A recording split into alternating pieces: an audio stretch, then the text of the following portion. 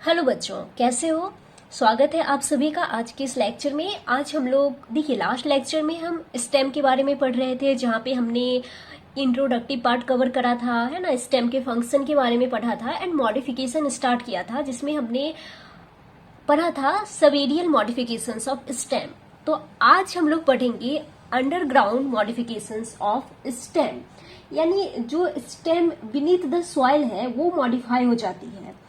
अब जब ये मॉडिफाई होगा तो यहाँ पर भी फूड का स्टोरेज होगा और ये वेजिटेटिव प्रोपगेशन में पार्टिसिपेट करता है। देखो यहाँ पे लिखा भी है बच्चों, this type of modification occurs generally for food storage and vegetative propagation, यानी कि यहाँ पर जो ये मॉडिफिकेशंस होंगे ये फूड स्टोरेज करेंगे और वेजिटेटिव प्रोपगेशन में पार्टिसिपेट करेंगे। ठीक है, तो हम क्या पढ़ रहे हैं, हम पढ़ रहे हैं अंडरग्राउंड मॉडिफिकेशंस ऑफ स्टेम। ठीक है, तो यहाँ पे पहला क्या है, सबसे पहला है ट्यूबर, और ट्यूबर के एग्जाम्पल में क्या है, पोटैटो, आलू।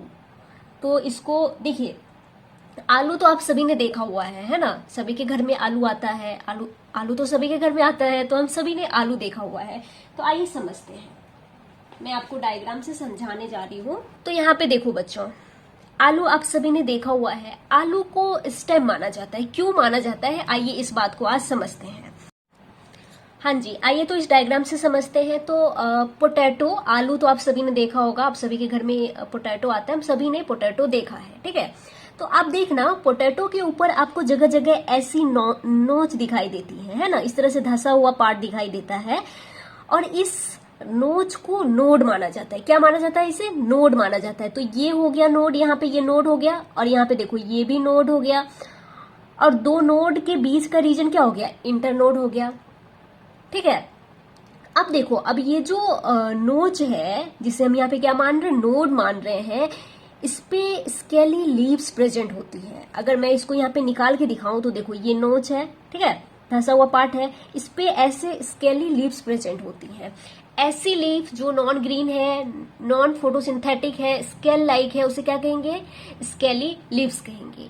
ठीक है, अब देखिए, स्केली लीव्स के एक्जिल में आइस दिखाई देते हैं, और ये क्या है, ये देखो स्केली लीव्स के, यहाँ पे लीफ नहीं दिखाया है, लेकिन स्केली लीव्स के एक्जिल में आई दिखाई, चलो ये मैंने दिखा दिया, ये क्या है, ये आई है, और ये एक्चुअली एक्जिलरी बड है। ये स्केली लीव्स के एक्जिल में है, इसीलिए इसे एक्जिलरी बड कहा जाता है। ठीक है, तो आप देखो ना, यहाँ पे नोड भी है, इंटरनोड भी है, लीव्स भी हैं, बड भी है, तो क्यों ना इसे स्टेम माना जाए, तो इसीलिए इसे स्टेम माना जाता है। आलू को क्या माना जाता है, पोटैटो को क्या माना जाता है, स्टेम माना जाता है। क्यों माना जाता है ये भी आपने अभी समझा, यहां तक क्लियर है। अब देखिए बच्चों कि फार्मर्स को, किसान को, अगर आपने कभी देखा हो तो फार्मर्स को जब आलू के नए प्लांट डेवलप करने होते हैं तो वो क्या करते हैं, पुराने आलू लेते हैं, क्योंकि नए आलू में बड डॉर्मेंट होते हैं, पुराने आलू में बड डॉर्मेंसी ब्रेक हो चुकी होती है, तो पुराने आलू लेते हैं, है ना। आपने देखा होगा कभी तो घर में लगाते, तो पुराने आलू लेते हैं, उसके पीसेस कट करके सॉइल में बो देते हैं, उसके पीसेस कट करके सॉइल में बो दिया जाता है। लेकिन यहाँ पे एक खास बात का ध्यान रखा जाता है कि उस हरेक पीसेस में आई का होना जरूरी है, मीन्स बर्ड का होना जरूरी है। तो अब इसको मैं हटाती हूँ इस डायग्राम को, और मैं आपको दूसरा डायग्राम से समझाती हूँ। इसको मैं हटा देती हूँ, एक मिनट। हाँ जी, तो अब देखो यहाँ पे देखो, ये मैंने सपोज ये है पोटैटो, ठीक है, इसमें ये था नोड, ये जो धंसा हुआ पार्ट दिख रहा है इसको हमने क्या माना, नोड है ये, और इस नोड पे होती है स्केली लीव्स, और यहाँ पे इसके एक्सिल में एक्सिलरी बड है। तो सपोज ये जो इतना पार्ट है इसको हमने काट के सॉइल में बो दिया। ये देखो, ये अभी आप थोड़ा पहले, यहाँ पे तो प्लांट डेवलप हो गया है, लेकिन इससे पहले आप सोचो, हमने पहले क्या किया, आलू लिया, पुराना आलू लिया, उसमें से ये पार्ट सपोज हमने काट के बो दिया था। ठीक है, अब देखो, अब जब इस आई का यानी बर्ड का जर्मिनेशन होगा तो अपर साइड में सूट का डेवलपमेंट होगा बच्चों, और लोअर साइड में रूट का डेवलपमेंट होगा। तो देखो हमने यहाँ पे दिखा दिया, अपर साइड में ये सूट का डेवलपमेंट हो गया, लोअर साइड में ये रूट का डेवलपमेंट हो गया। अभी देखो, अभी ये वाला जो पार्ट है ना, इसको मैं ढक देती हूँ, है ना। अब आप समझो कि ये जो सूट है ये अभी सॉइल के अंदर डेवलप हो रही है, ये भी सॉइल के अंदर डेवलप हो रही है। तो सॉइल के अंदर ये ब्रांचेस डेवलप करने लग जाती हैं। तो ये क्या करती हैं, ब्रांचेस डेवलप करती है। अब ये देखो, ये जो फूला हुआ पार्ट है इसको ढक दो, तो ये सॉइल के अंदर ब्रांचेस डेवलप करने लग जाती हैं। ये देखो, ये ब्रांचेस डेवलप करने लग जाती हैं और फिर ये फाइनली सॉइल के बाहर आ जाती है और लीफ ही सूट के फॉर्म में डेवलप हो जाती है। तो यहाँ पे ये देखो, हमने लीफ दिखा दिया, ये बड़ी बड़ी लीफ बन गई, तो ये लीफी सूट के फॉर्म में डेवलप हो जाती है। यहाँ पे ये देखो, बड़ी बड़ी लीफ बन गई। अब लीफ बन चुकी है, फूड का फॉर्मेशन होगा कि नहीं होगा? होगा। और आप जानते हैं कि प्लांट में फूड का फॉर्मेशन ग्लूकोज के फॉर्म में होता है, फूड का ट्रांसलोकेशन सुक्रोज के फॉर्म में होता है और फूड का स्टोरेज स्टार्च के फॉर्म में होता है। ये आप जानते हैं बच्चों। तो यहाँ पे फूड का स्टोरेज होगा, तो ब्रांचेज के टिप पे फूड का स्टोरेज होने लगता है और फूड के स्टोरेज की वजह से ये देखो, ये जो ब्रांच फूला हुआ दिखाया है, फूड के स्टोरेज की वजह से ब्रांचेज के टिप ऐसे फूलने लगते हैं। यहाँ पे भी देखो, फूड स्टोरेज होने की वजह से ये जो ब्रांचेस की टिप है वो सॉलन हो जाते हैं, ऐसे फूलने लगते हैं और इस तरह से नए नए आलू बनने लगते हैं। ठीक है, यहाँ तक आपको समझ में आया कि नए नए आलू कैसे बनते हैं। और आलू में स्टोर फूड स्टार्च होता है। क्या होता है आलू के अंदर? स्टार्च होता है, क्योंकि प्लांट का स्टोर्ड फूड मटेरियल स्टार्च है। ठीक है, तो यहाँ पे आपको समझ में आया बच्चों कि पोटैटो को हम स्टेम क्यों मान रहे हैं और न्यू पोटैटो कैसे डेवलप होते हैं। इतना क्लियर है? ये आपको समझ में आया? अगर क्वेश्चन आएगा तो आप कर लेंगे। यहाँ तक क्लियर है? अब मैं इसको थोड़ा ऊपर करती हूँ। हाँ जी, क्योंकि यहाँ पे हम आपको एक इम्पॉर्टेंट बात समझानी है। तो आओ देखो क्या लिखा है। देखो क्या लिखा है, नोट करके लिखा है, इम्पॉर्टेंट है, आपको याद रखना है। पील of potato is periderm. Potato की पील को बोला जाता है पेरिडम। जो आलू का छिलका है आप रिमूव कर देते हैं, जो पील है वो वास्तव में टेक्निकली पेरिडम है। अब देखो, पेरिडम को हम यहाँ पे डिस्कस नहीं करेंगे, एनाटॉमी के अंदर पेरिडम आएगा तो वहाँ पे मैं इसको डिस्कस करूँगी, यहाँ पे हम इसे डिस्कस नहीं करेंगे। ठीक है, तो ये हो गया ट्यूबर के बारे में, जिसको हमने डिटेल में समझा। अब देखो, अगला जो है अंडरग्राउंड मॉडिफिकेशंस ऑफ स्टेम में जो अगला है वो है राइजोम। ठीक है, राइजोम हमें देखने को मिलता है जिंजर में यानी कि अदरक में, टर्मेरिक में यानी कि हल्दी में, एंड बनाना में। मोस्ट कॉमनली सीन एग्जाम्पल जो है वो है जिंजर यानी कि अदरक। अदरक आप सभी ने देखा है ना, घर में अदरक आता है, सभी के घर में अदरक आता है, कूट कूट के चाय में डालते हैं, है ना, सब्जी में भी डालते हैं। तो अदरक तो सभी ने देखा है। हो सकता है आप में से कुछ बच्चों ने कच्ची हल्दी देखी है। कच्ची हल्दी नहीं देखा तो कोई बात नहीं, अदरक तो आप सभी ने देखा है। तो आइए मैं यहाँ पे आपको अदरक के एग्जाम्पल से ही समझा रही हूँ। यहाँ पे देखो बच्चों, एक मिनट। तो अब यहाँ पे इस डायग्राम में देखिए, ध्यान से समझिए, ये अदरक का डायग्राम है। ठीक है, अब देखो यहाँ पे आपको ये लाइंस दिख रही हैं। देखो ये लाइन जो दिख रही है, ये लाइन रिप्रेजेंट करती है नोड को। ये लाइन क्या है? ये जो लाइन है ये है नोड। तो ये लाइन भी नोड है और यहाँ पे ये भी नोड है और दो नोड के बीच में इंटरनोड होता है जो कि यहाँ रिड्यूस्ड फॉर्म में है। ठीक है, अब देखो, अब इन नोड के ऊपर स्केली लीव्स है। ये देखो, ये जो है नोड के ऊपर, यहाँ पे भी देख सकते हैं, ये जो नोड के ऊपर दिख रहा है ये स्केली लीव्स है। अदरक का जो छिलका है बेटा, अदरक का जो छिलका है उसे स्केली लीव्स माना जाता है क्योंकि वो नोड पे डेवलप हो रही है।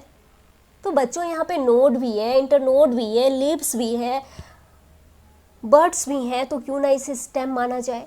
तो इसे स्टेम माना जाता है।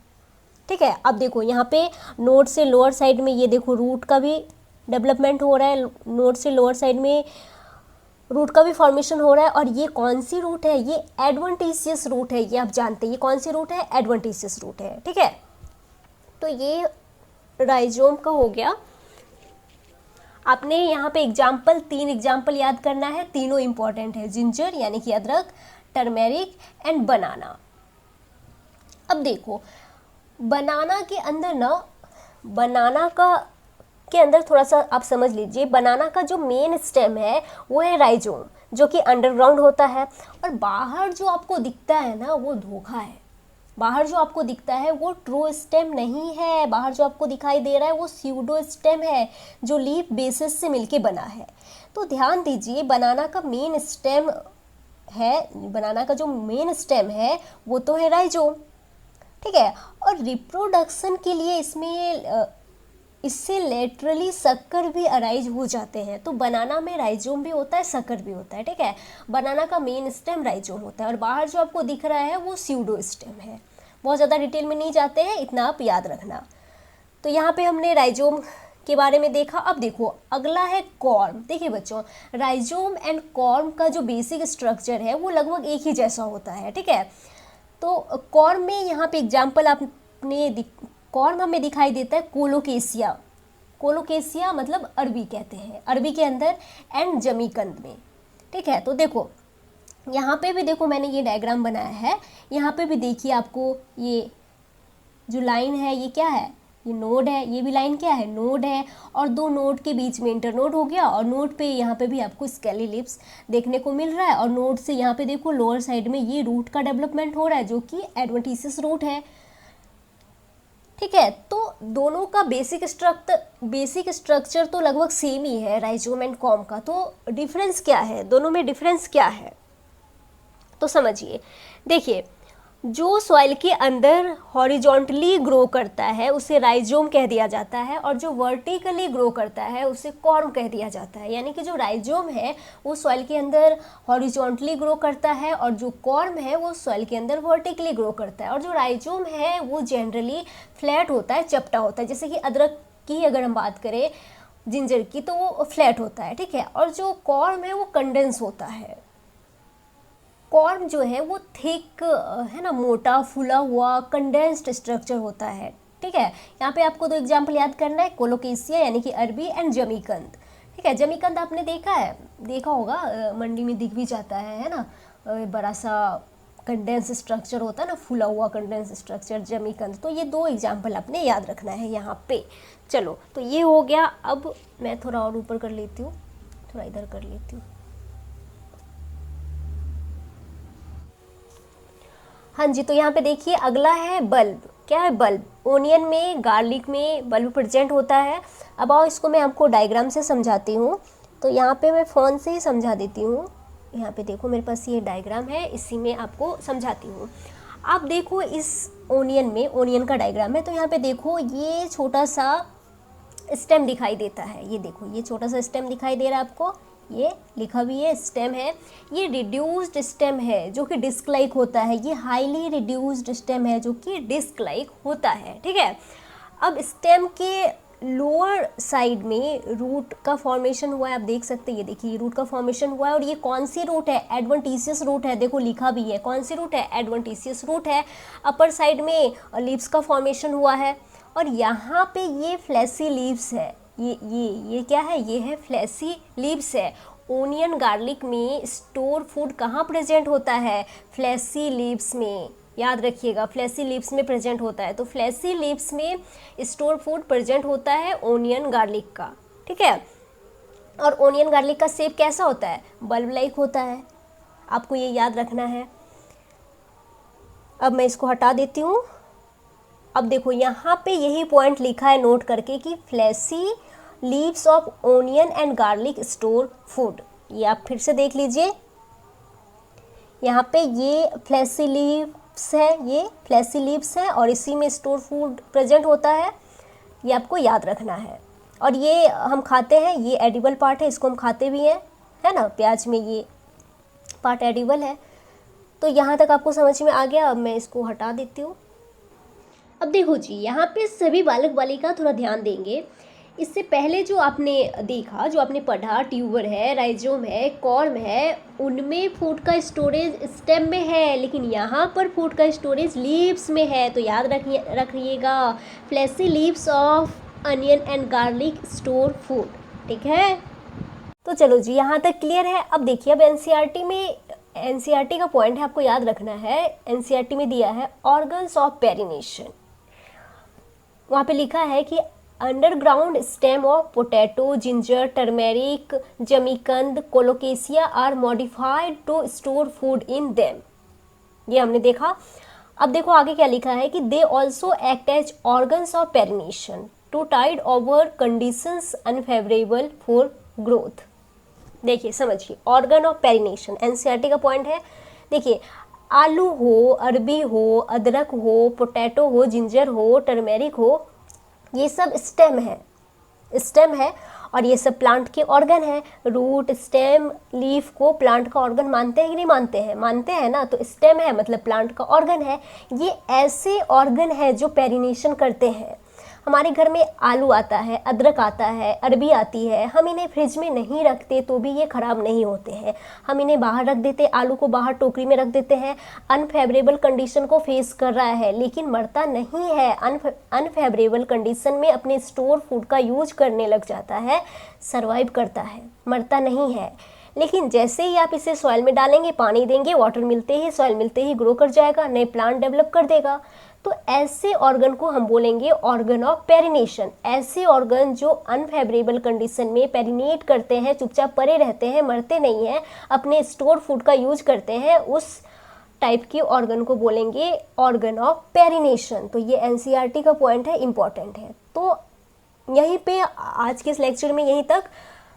यहाँ पे हमने underground modifications of stem complete किया। अब नेक्स्ट लेक्चर में हम एरियल मॉडिफिकेशंस ऑफ स्टेम के बारे में पढ़ेंगे। ठीक है, तो आज के इस लेक्चर में इतना ही। Thank you so much.